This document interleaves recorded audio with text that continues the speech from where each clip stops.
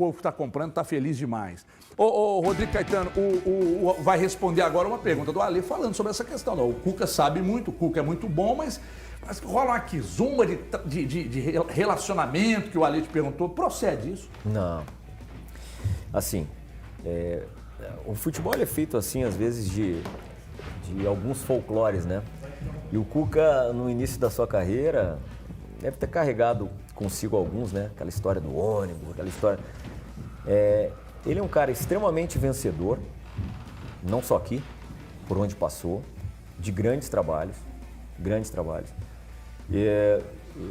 Eu não sinto dificuldade nenhuma a nível de relacionamento, nem com ele, assim, no caso como diretor, nem tampouco percebo isso com os atletas. É um cara que atua de forma muito franca e, às vezes, essa transparência, ela pode, em algum momento, ser interpretada de outra forma, mas ele tem os seus princípios e isso é admirável, pelo contrário, é elogiável. E os trabalhos dele falam por si. Eu não consigo entender ou acreditar que alguém tão vencedor como ele, e todos nós temos nossas virtudes, nossos defeitos, que as virtudes não superem.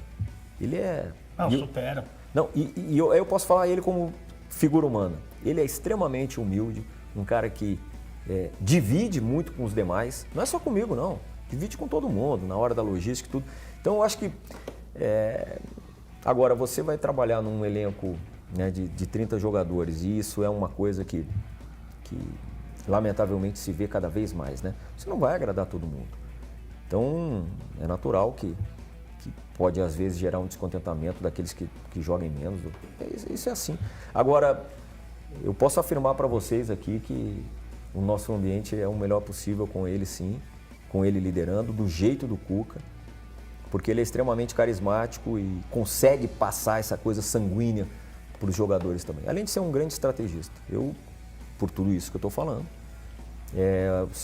a primeira passagem eu nunca tinha trabalhado com ele, já o conhecia, porque, rapidamente contar aqui, né, quando eu estava subindo, já que foi citado o Grêmio, quando eu estava subindo do Grêmio da base profissional, e isso, o Cuca já era um cara consagrado lá no profissional do Grêmio. Eu era juvenil, 17, 18 anos, a gente tem uma diferença de idade, e fui treinar no profissional.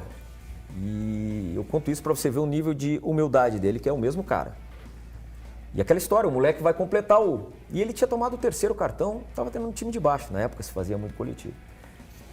E ele chega para mim, e aí, guri, quer jogar, vai jogar onde? Eu falei, não, que nada, estou aqui para completar, você diz e eu faço. Ele, não.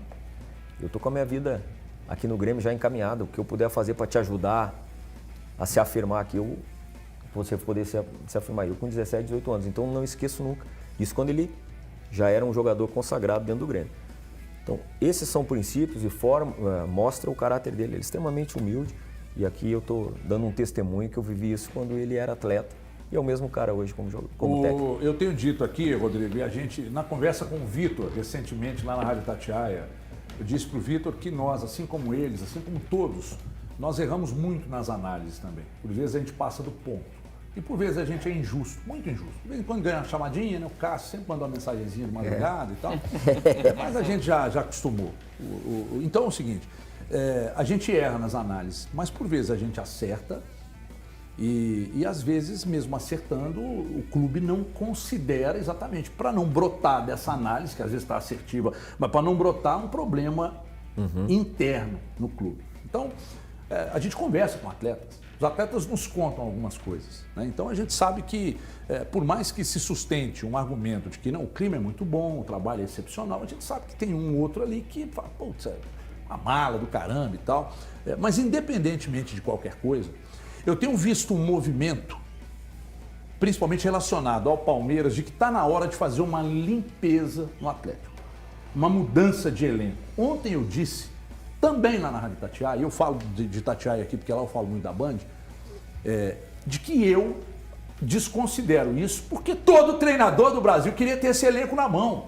E quando você fala em fazer uma remodelagem, uma reformulação no elenco, isso custa. O torcedor pode esperar saídas, mesmo de jogadores, agora no final do ano, que tem contratos em vigência, ou o torcedor pode esperar que o Cuca recupere esse elenco para o ano que vem, independentemente de investimento ou não, ele possa ter um elenco ainda, bom, mesmo que fique a grande base desse ano, um elenco para dar resultados melhores? É a primeira pergunta. E a segunda, o Paulinho chega que dia? Vamos para essa a ideia. Bom, primeiro, eu não defendo uma palavra que no futebol ele custa caro e de alto risco. Reformulação. Para você iniciar uma reformulação, fazer uma reformulação, você tem que realmente considerar que é terra arrasada. Não é o caso do Atlético. Nós estamos falando de um elenco campeão, gente. E que essa oscilação, por mais que nenhum de nós gostemos do que estamos passando, ela é possível, tá? Porque somos todos seres humanos. Então eu não vou nessa linha, não. O que vai determinar a saída de algum atleta no final do ano, no início do ano que vem, quando abrir a janela, talvez seja o mercado. Bons negócios. Bons negócios. Boas propostas, será avaliado junto ao órgão colegiado, ao presidente, enfim. Faz sentido? É bom para o Atlético? É bom para o atleta? Ok, vamos buscar reposição através, né, desse possível recurso que possa entrar. Esse é um ponto. Mas não por aquilo, botar a cruz na cabeça desse e dizer, ó, meu amigo, pô, tudo que você fez de bom em 1 ano e meio.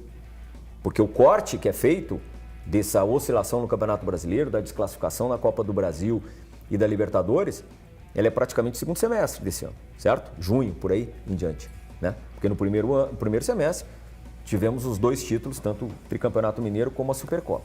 Então, ao longo de 1 ano e meio, esse período todo. Então, não vou compactuar com isso, já assumo a minha posição. E a tendência é que aqueles que ficarem, que certamente será boa parte desse elenco, é recuperar realmente esse alto nível para disputar a liga maior que é o Campeonato Brasileiro. E já emendando, talvez eu tenha dito isso, e é dito por todos os grandes treinadores e dirigentes do mundo. Se você estiver bem na tua liga lá, primeiro, segundo, terceiro, as Copas, elas caminham bem, né? Muitas das vezes o inverso não é verdadeiro, o risco é muito alto, tá? Então, eu penso dessa forma, que foi o que aconteceu ano passado. A outra... Paulinho. Não, Paulinho fez gol, inclusive, né? Fez gol. Pelo Bayer Leverkusen. E agora tem Ele o Xavi, falou com um né? amigo nosso aí que estava encaminhado. Bom. É um nome? Se é um nome, se é um bom nome, pô, um bom nome para qualquer clube, né? É ou não é? Jogador jovem, seleção, enfim, é um grande nome. Ele começou a seguir o Atlético e o Hulk no Instagram. Mas não acho que isso seja indício. Não, eu só Mas... perguntando. Pô. Eu só quero terminar. Quer dizer que eu sigo a Titiolina, eu gosto de filme pornô? Nada a ver. Verdade. Eu só quero terminar com aquela consideração que você falou. Natural que num grupo heterogêneo, entendeu? E principalmente quando os resultados não são esperados, a gente não terminou o campeonato. Nós vamos terminar bem. Mas que não são os esperados pela grande maioria, pelo nível de expectativa, né? E o nosso investimento, a nossa expectativa é muito maior que o investimento. Também é outra coisa que deve ficar muito clara, né? Mas enfim, é o que eu disse, nós assumimos essa posição. Essa é a nossa posição, não tem mais como voltar atrás, o Atlético é gigante, o Galo é gigante, vai disputar tudo para ser campeão mesmo. Tá tudo certo. Mas isso que brota de dentro para fora, você pode ver que isso aí tem eco em momentos que você não vence. E aí o futebol ele deixa de ser analisado muitas vezes dentro do campo.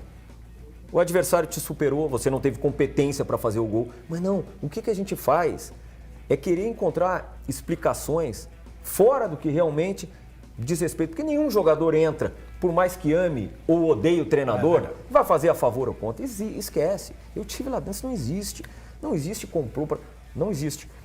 Então, assim, a gente precisa analisar um pouquinho mais o dentro do campo. As nossas fragilidades, a nossa incompetência, muitas vezes, de não fazer um gol, de ter uma supremacia e não traduzir em gol. Então, eu te afirmo. E termino dizendo, sabe por quê? Porque uma das formas, até vinha falando com o Cássio, que os jogadores dizem, uma forma de me elogiar lá do trabalho é me dizendo que eu sou chato. Tá tudo, não, pô, o cara é chato, mas O pô... Hulk falou isso na pré-eleição, vazou o vídeo. Todos falam, mas tá tudo certo, eles sabem qual é o meu papel. Alguém tem que ser o chato, alguém tem que impor as regras, alguém tem que... Não é impor e não é mais do que comunicar as regras, é aplicá-las, né?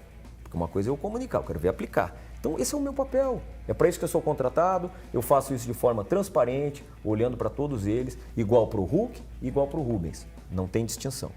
Então assim, é dessa forma que a gente tenta preservar o ambiente. Eu acho que quando você faz as coisas que tem transparência, que tem sentido, o teu ambiente ele se torna melhor. É através disso que eu estou querendo dizer que o nosso ambiente é bom, porque tem esse respeito à hierarquia, ao treinador, enfim.